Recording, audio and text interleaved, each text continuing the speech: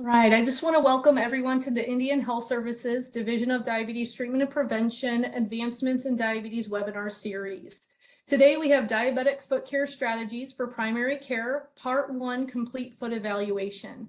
We are pleased to have Dr. Tran here with us to give this presentation. Dr. Tran graduated from Rosalind Franklin University of Medicine and Science. He completed his 3-year residency at Mount Sinai Hospital in New York and Veteran Health Administration in San Diego. Dr. Tran is recognized by the American Board of Wound Management and the American Board of Podiatric Medicine. He has teaching appointments for pre-medical students and post-medical residents at various institutions. Dr. Tran is also the past Deputy Chief Clinical Consultant for the Indian Health Service. He is presently a podiatrist with the Veterans Health Administration, and his work interest has been in the field of wound management and limb preservation. So thank you so much, Dr. Tran, for being with us today. I'm going to go ahead and switch the slides over to you, and you should have control of the screen now. Hello, everybody. Thank you so much for joining us today. Let's get started. And thanks for that great introduction. Our objectives today will be to identify factors and findings that increase risk of diabetic foot complications. We'll be accurately perform a complete diabetic foot examination. We'll implement strategies to prevent diabetic foot complications in the primary care setting.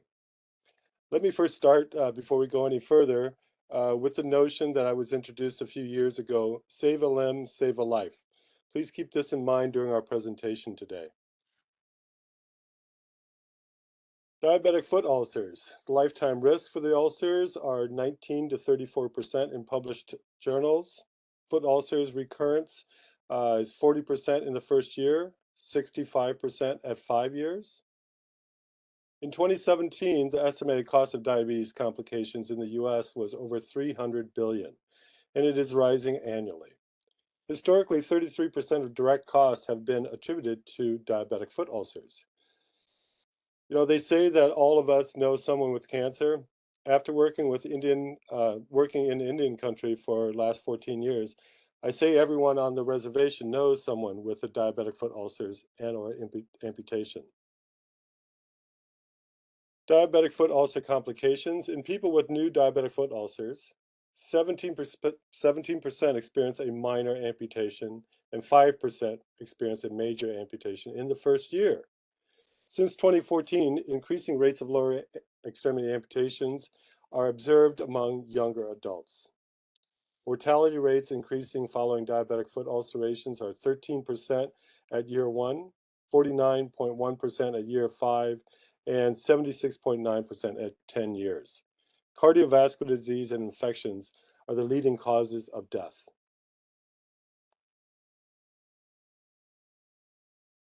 It should be, I should note that, you know, once somebody gets these, an amputation, specifically a major amputation, their mortality clock starts, and it runs fast. So, you know, these mortality rates are comparable to many of the worst cancers that we experience.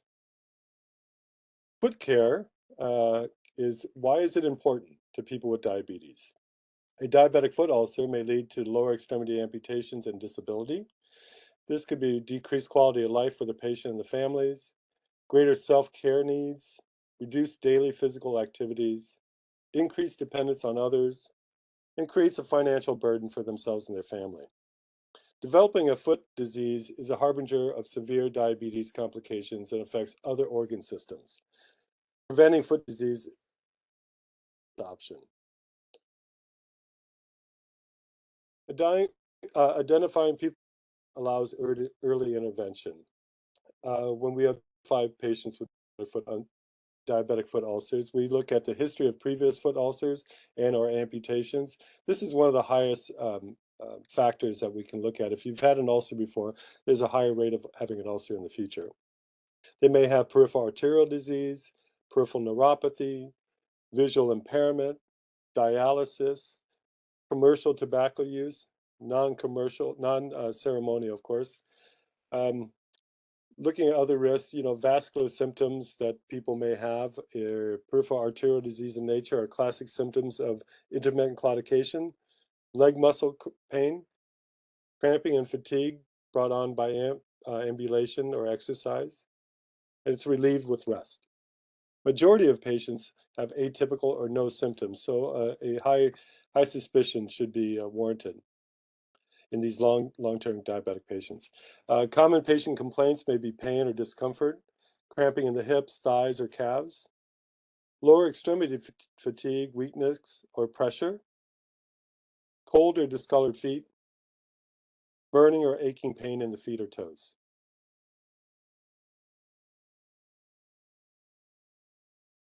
Neuropathy symptoms, peripheral neuropathy, sensory component has burning, numbness, or tingling in the feet, especially at night. Stocking glove distribution of complaint. Stocking glove distribution is just kind of like the way it sounds. Imagine like putting a glove on or a sock on, and that's the distribution that you may have. Sensory motor dysfunction. Foot deformities can lead to calluses. Difficulties with ambulation, tightness, aching, tripping. Loss of balance and falls. It's been reported a lot of our elders fall. The rates have been, I've read 3 out of 4 of our elderly will fall. Accompanied by signs and symptoms of generalized neuropathy, such as impotence in men, resting tachycardia, or muscle weakness. Again, these are symptoms of neuropathy in our diabetic risk patients.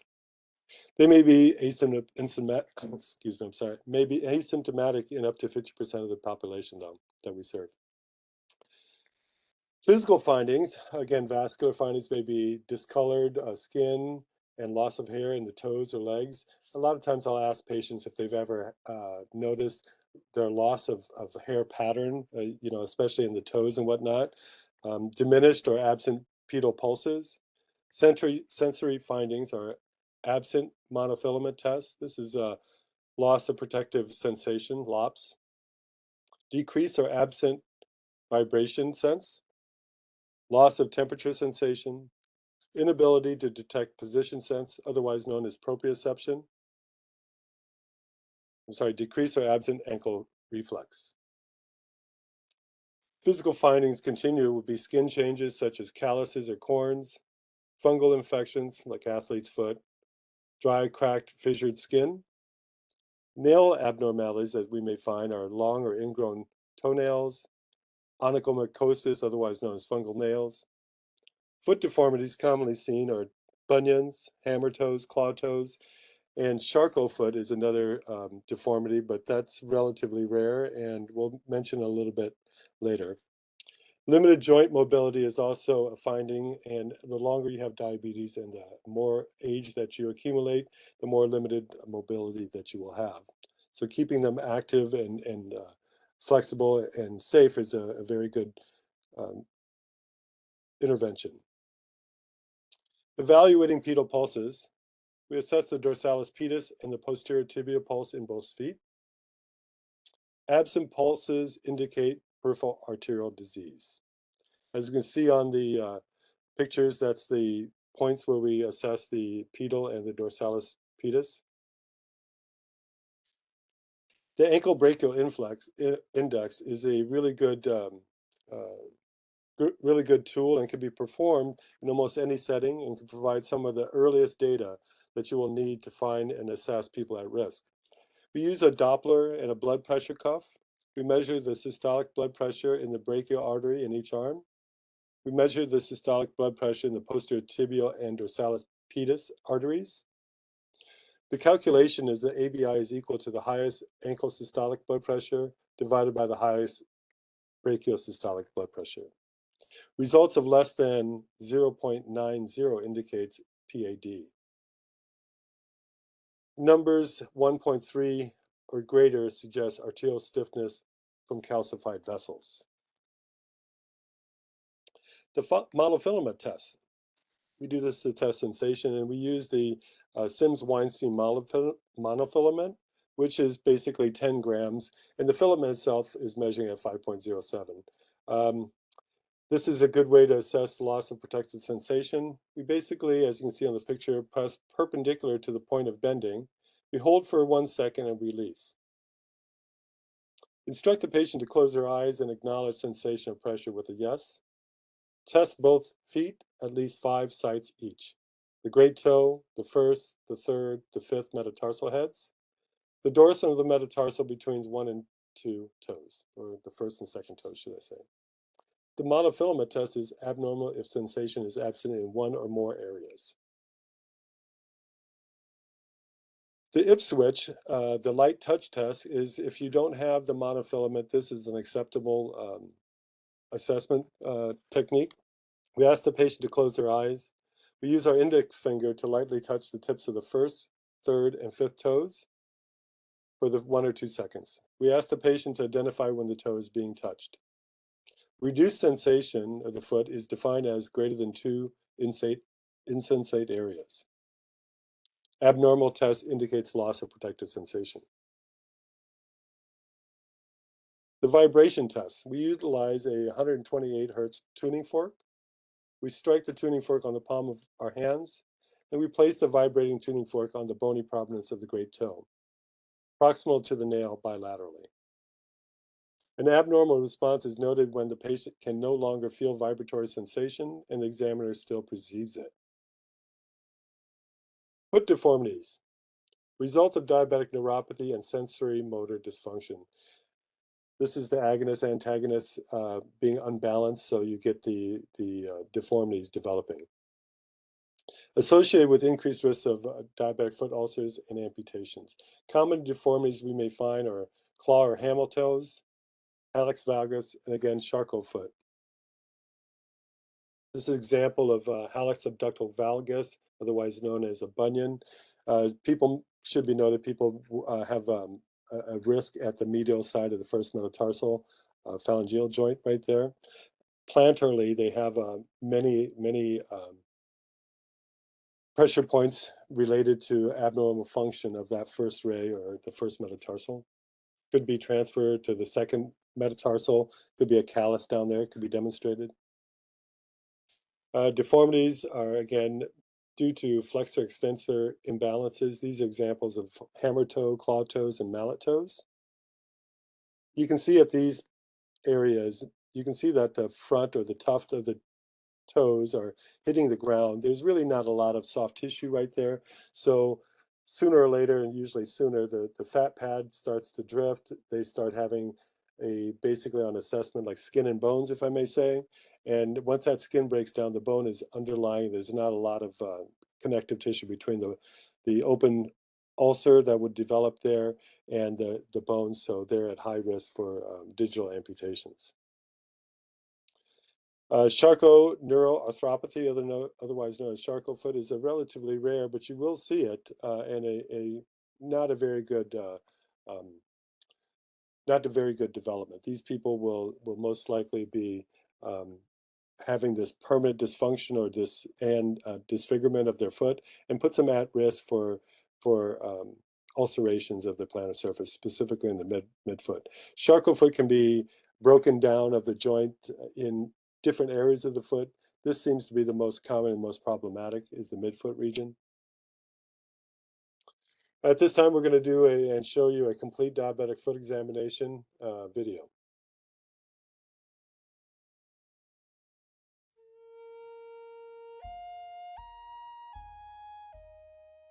My name is Dr. Tran, Podiatrist with the Veterans Health Administration and formerly with the Indian Health Service. In this video, I will demonstrate a complete diabetic foot exam. Good morning, Ms. Sam. Thank you for coming in today. We will be conducting your annual diabetic foot exam today. Hey, has anything changed in your general health? No. Yeah. You doing well otherwise? Yes. Begin with inspecting the feet for skin and nail conditions and foot deformities. There's a little bit of dryness that I'm noticing here, but overall the skin looks really good. There's no rashes that I can see, no discolorations that I can see, so very nice. Let me check in between here real quick. That's very good. Everything's intact there. Again, no rashes, no infections, nothing like that. So we're looking for deformities. Some people may have a bunion. You don't seem to have one. Some people have hammer toes that put you at risk for ulcers. And I can see a little curling of your toes here and a little curling of your toes here, but it seems like they're all reducible, meaning that I can straighten your toes up pretty good so they're not arthritically bound. And lastly, I do not see any calluses or pre-ulcerative lesions related to the deformities on you. Evaluate circulation by assessing the pulses in the feet. Begin with a dorsalis pedis pulse. So let me check your pulses here. This is your dorsalis pedis pulse, and I have good pulse sensations there. I'm going to go right behind your ankles and we'll test your posterior tibial pulses, and again, those are doing very well. Test circulation to the feet with the capillary refill test. Press gently on the skin of the toe until it turns white, then release. The test is normal if the pink color returns in less than 3 seconds.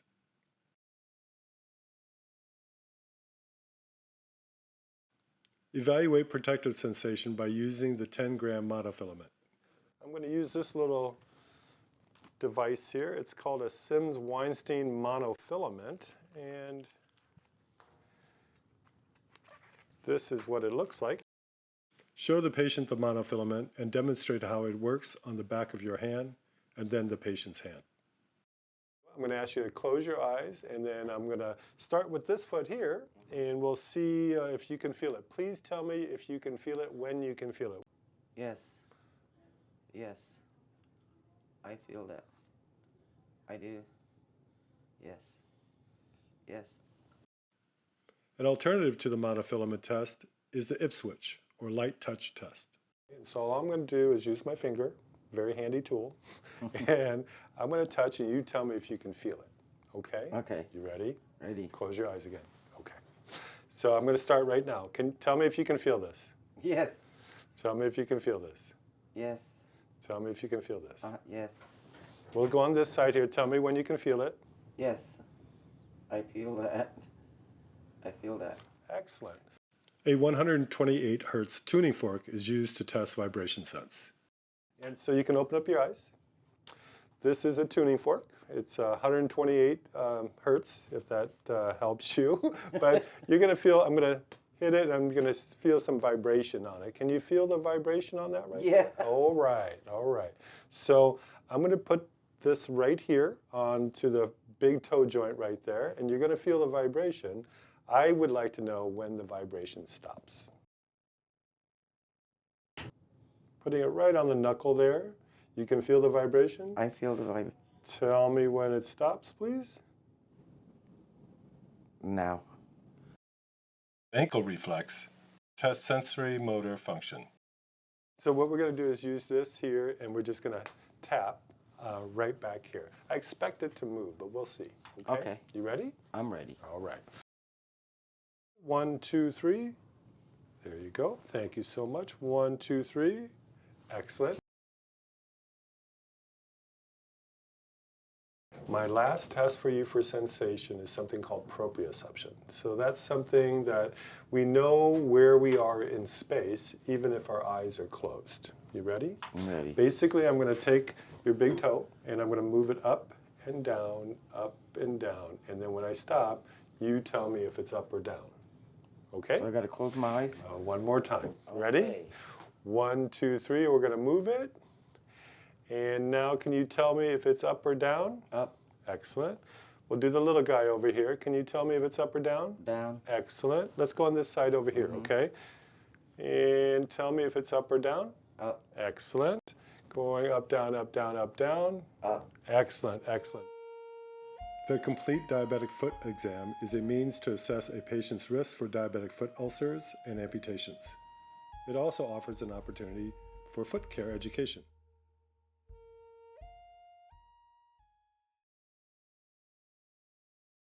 Okay, hopefully you guys enjoyed that video. We'll move on with protecting the patient from foot complications, strategies for primary care clinicians.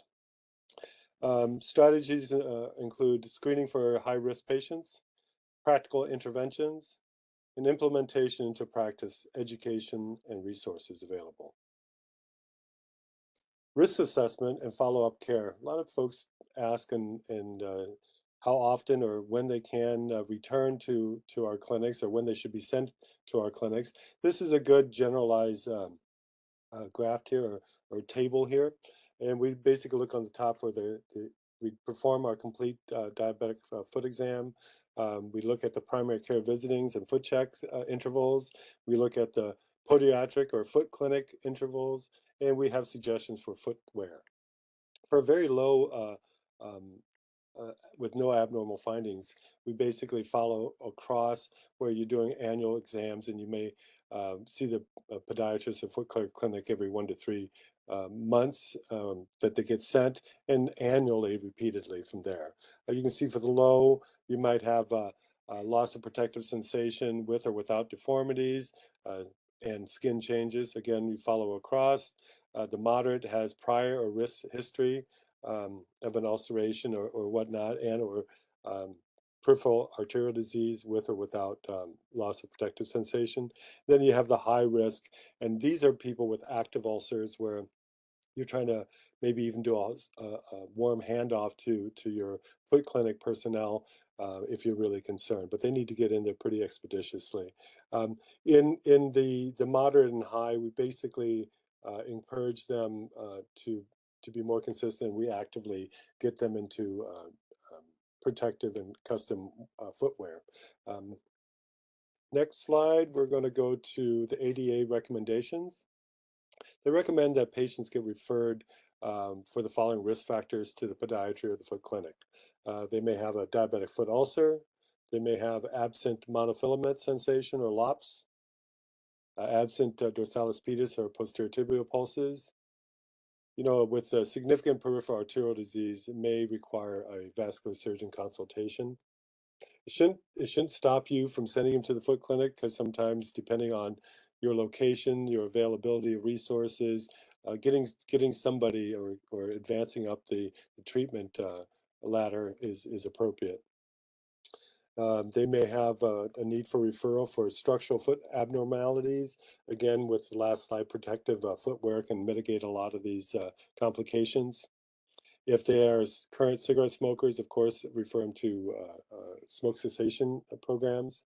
And of course, if they have a history of prior amputation or ulcers, that again is a high risk for recurrence. Again, it should be noted that referrals to a specialist should be individualized to the patient. It should be patient-centered approach. These risk factors and the consideration of access to resources, as mentioned before, is going to give you a better path on when and where and how fast to get people into advanced care. Practical interventions. We need to optimize their glycemic control. We need to optimize blood pressure control. And of course, we need to provide foot injury education to all patients with diabetes. It has been reported many times that if we get our patients involved in their health, it actually leads to better outcomes. Practical interventions for patients with neuropathy. They have sensory neuropathy. We're going to want to maybe have them clear the space around their home, use good lighting around their home, and of course, wear protective footwear. They have motor presentation with the neuropathy. You know, you're going to have to maybe get them more accommodative type of footwear, or bring them in more routinely to trim down or sharply debride the calluses, which technically are called pre-ulcerative lesions. Autonomic neuropathy is going to have decreased sweating and dry skin, so you really want them to moisturize their skin and wear diabetic socks.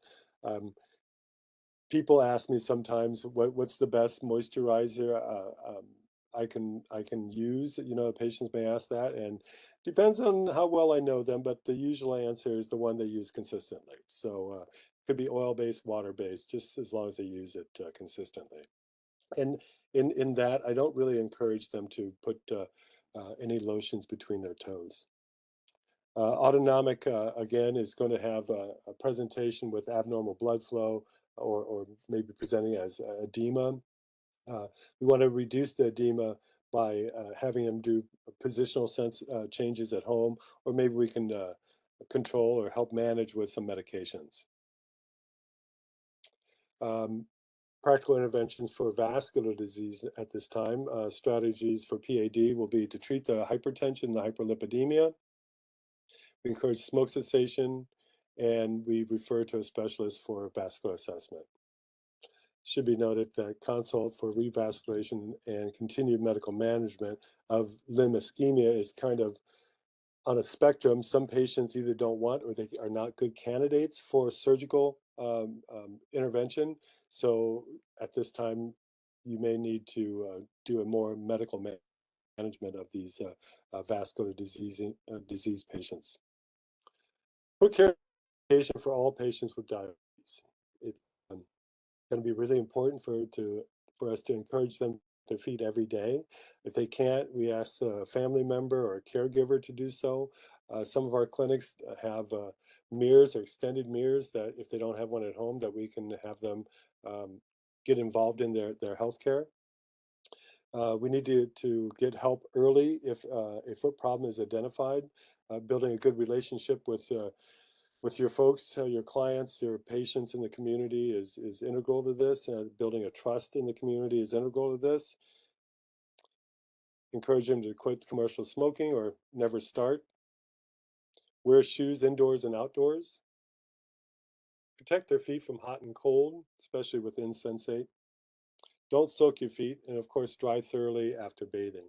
People have also told me with this regard, because you find people with maceration between their toes, which could lead to other complications. Some people told me they use a blow dryer, and that seems to be effective for patients who've told me that.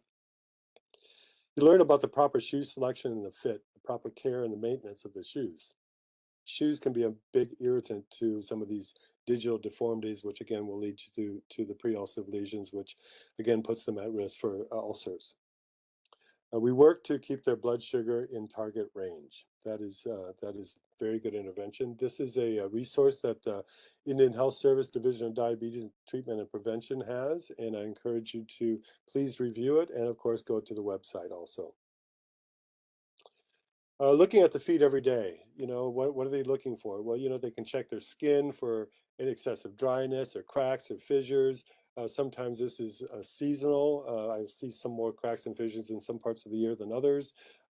Should be noted, if you're in a dry, arid climate, sandals actually, I feel and seen, dries up the feet more. Nails, check and see the quality of their nails if they're starting to get some disease in their nails. Should be noted that people who come in and present with a small ingrown toenail can lead to very bad things, to include, digital amputation, sepsis. So we really don't want to belittle that topic. I've seen some bad outcomes with that, mostly from people who try to self-treat at home. They come in, and some of these organisms are pretty resistant these days. So we do encourage early intervention. We check between the toes, we check the heels, we check the metatarsal heads, which are the balls of the feet. We check for the dorsal surface, especially in the hammer toes, where the interphalangeal joints will present with pressure areas, which need to be relieved. Footwear resources, preventive and protective footwear. Again, with the pre-ulcerative lesions and whatnot, we can actually create a better environment for the patient's foot and mitigate a lot of these complications. In a normal foot, quote unquote normal, we have a standard well-fitting shoe. In an insensate foot, quality walking shoes or added depth shoes. These are adjustable uppers, firm heel counter, a padded insert and collar, and a broad sole. Insensate feet and minor deformities, you basically provide extra depth shoes, and they could be fitted with a custom insert. Major deformities, you really want to get them into custom molded shoes. These are the structures I was alluding to earlier: the heel counter, the collar, the upper, the toe box, where the added depth goes. The insert can be going in there. It could be, for many of us, diabetic inserts, trilaminate type inserts, prescription grade inserts, depending on the patient, and being patient centered. Therapeutic shoes, here's some pictures. Years past, there were some shoes that did not have very much variety. Patients do like fashion and style, so they sometimes were resistant on wearing some of these things. But I feel like the choices have gotten a lot better. You can do custom molded inserts and extra depth shoes. Complications when it comes to footwear can be prevented, and some data out there suggests that when you reduce peak plantar pressure, you can decrease amputation rates by 50%. When you reduce callus formation, decrease it by 30%. Ulcer recurrence rates reduced by 50%. Lower extremity amputation rates reduced by 70%. Effectiveness and associated with adherence to footwear use. Of course, the more you use this, the better it's going to be for your outcome and for prevention. The Medicare therapeutic footwear benefit is an amazing program that the U.S. government's provided for some time, and it basically gets preventative shoe wear into the patient's lives. And when we do this, we need a physician certification for the therapeutic footwear. It needs to be an MD or DO, and it's going to be someone who actually has a comprehensive management of their diabetes program. You basically, to certify the patient, you need one or more of the following: a history of partial or complete amputation of the foot, history of previous foot ulcerations, history of pre-ulcerative callus, peripheral neuropathy with evidence of callus formation, foot deformity, or poor circulation. Again, one or more of the following that was just listed. Attestation by the patient is receiving care for diabetes and they need special shoes because of their diabetes. A comprehensive diabetes program is what they're looking for in the wording. Footwear prescription is usually by the podiatrist, and the fitting and dispensing is usually by the podorthist. Real quick, the website down on the bottom, cms.gov, therapeutic shoes for person with diabetes, is a good link for reference. There was a revision recently on the therapeutic shoe program. And again, you probably should check in your jurisdiction for confirmation on this particular slide. The Medicare policy article A52501, which was in November 2020, basically stated that nurse practitioners and physicians' assistants could perform part of this requirement as their provision of their therapeutic shoes. And so in doing this, you do actually still need the supervising physician has documented that they've provided a comprehensive care plan for the patient. The nurse practitioner or physician assistant certifies the provision of the shoes as part of the comprehensive treatment plan. And then again, the supervising physician must review and verify, sign and date, all the notes pertaining to the provision of therapeutic shoes. The chronic care model is something that's been working for us for a long time, and it's been working because it demonstrates fewer foot ulcerations and fewer amputations. The model basically has multiple components to it. It looks at the delivery system itself, the self-management support that we need for the families and the patient, good evidence-based decision support and training is needed for our staff and our system itself, our operational system itself. The information system, we do audits for tracking of the appointments and reminders, making sure patients maybe sometimes are not able to get in or for whatnot. We follow up, make sure they are able to be followed and closely followed on some of our at-risk patients. Community resources, basically can address a lot of the social determinants of health that people have and are variable at. Health system itself, the organization itself, we really need to have the leadership to have support of the program itself, the team itself. And in doing this and having that support, we have a lot better opportunity to attain our goals. So in summary, I'd like to say that we have identified factors and findings that increase risk of diabetic foot complications. We have demonstrated how to perform a complete diabetic foot examination. We have introduced strategies to prevent diabetic foot complications in the primary care setting. I say to you now, we can improve our rates of performing diabetic foot examinations. At this point, I think the last data I saw was 64%. We have room to improve. We need to and we can improve performance in forms of GIPRA. We can improve our Medicare MIPS, which is merit-based incentive payment systems. And again, as I mentioned earlier, please keep in mind that we can save a limb. In that form, we can save a life. These are the references, and these slides will be sent to you. At this moment, I'd like to really say thank you so much for the team that put this together and letting me be involved. It's been a pleasure. And I'd like to thank also the frontline people that are working at these clinics and IHL itself for serving these communities. So thank you very much, folks. Thank you so much, Dr. Tran. We do have some questions that have come through, and attendees, if you would like, please feel free to put some more questions in the chat. I'll go ahead and read the questions that we do have, and then we also have some comments. So our first question is, can you explain stocking glove distribution of complaint? Very good question. Thanks for asking that. These usually develop in the longer axons in our body, and these longer axons will go towards our most distal parts, which are our feet and our hands. Consider it like someone donning on socks or putting on gloves. That's the distribution that patients complain of, and that's what we call stocking glove, predominantly found in diabetic patients. Hopefully that answers your question. Perfect.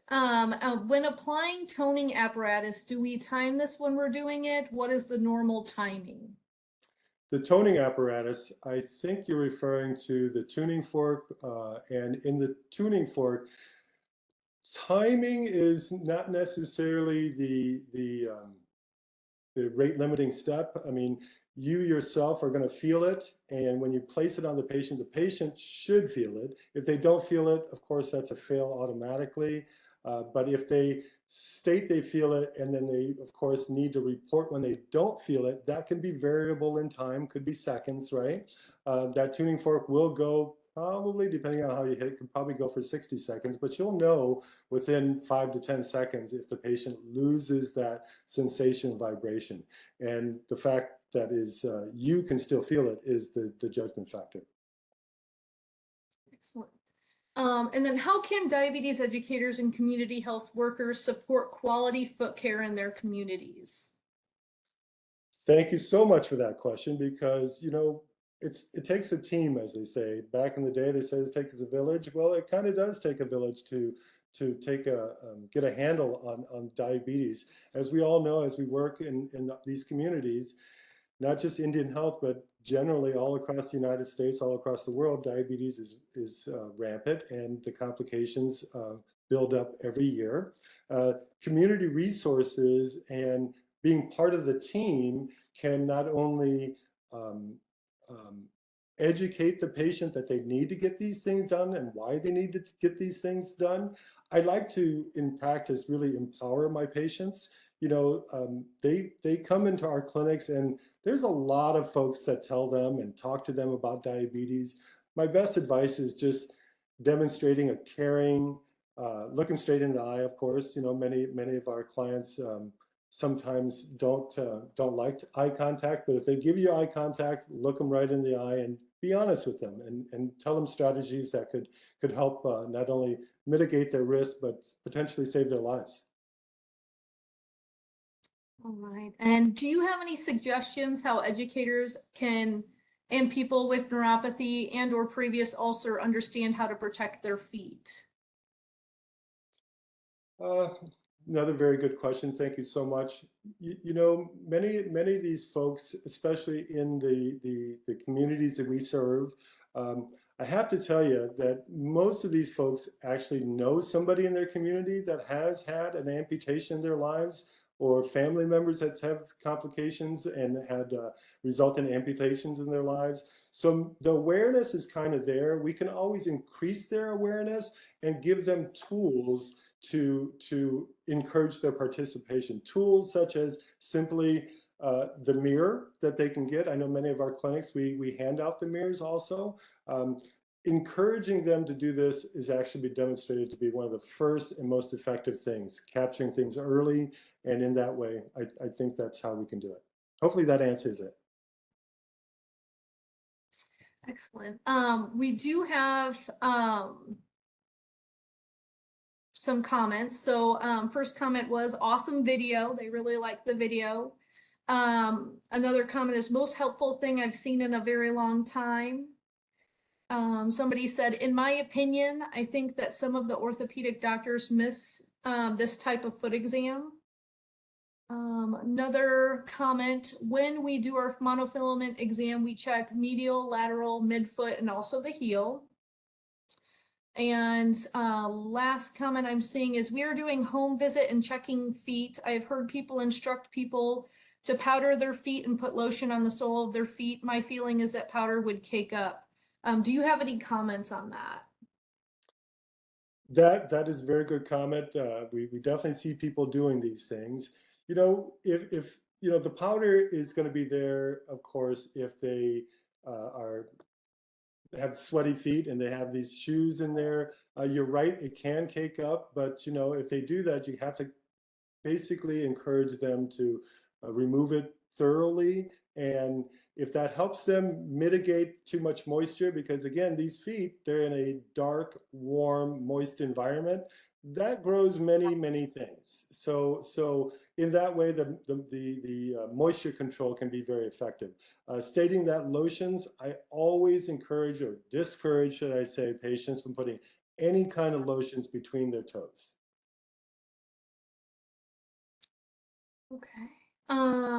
Another comment, let's see.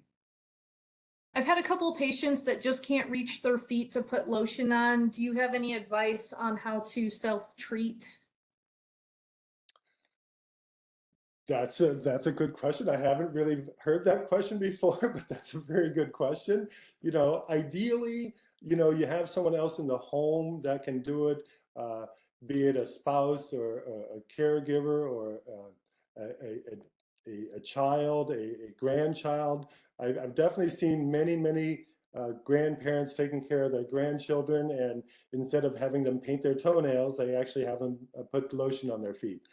Stating that if you don't have these resources, you can encourage them to maybe put some lotion on a towel and put the towel on the ground, and of course put the foot on top of the lotion and try to apply it that way. That's not as thorough, but that's probably the best advice I can have other than a supportive person in your life. Excellent. They just commented, perfect, thank you. We had a question, who should patients go to for a foot exam? Is it their primary care, a podiatrist? Do you have to request it specifically? Thank you so much for all these great questions. You know, in that we are directing this to primary care, and primary care is an integral part of the diabetic foot team. All of us can and should evaluate these patients at any given time. And of course, please keep in mind when I say primary care or any of these clinics, it doesn't have to be the clinician. It could be the supportive staff. It could be the CMA, it could be the nurse that's care of and gets ready for the clinician this examination. So I think that the primary sees an awful lot of these patients. I know that in the present system that I work now, they can directly refer themselves, and you know, in many circumstances in our clinics, they can directly refer themselves. I say that any chance we get to have one of these patients under our care, we should perform this test, as it's been demonstrated to be very effective. Right, excellent. There was a comment, I probably missed the reference, but is there a site we can use for the diabetic foot care video, demonstration video? And I guess I can comment on that.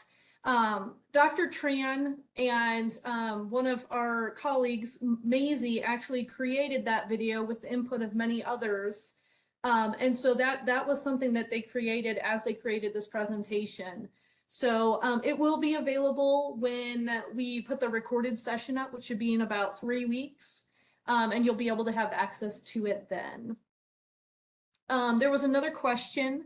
There are many communities that do not have ready access to a podiatrist. Can you speak to the role of a foot care nurse specialist?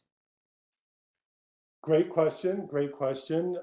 Again, in the primary care setting, which this video is aimed at, we have mentioned the fact that not every community, and again, we've referenced the point of resources. The diabetic foot nurse is and continues to be an integral part of any diabetic foot team.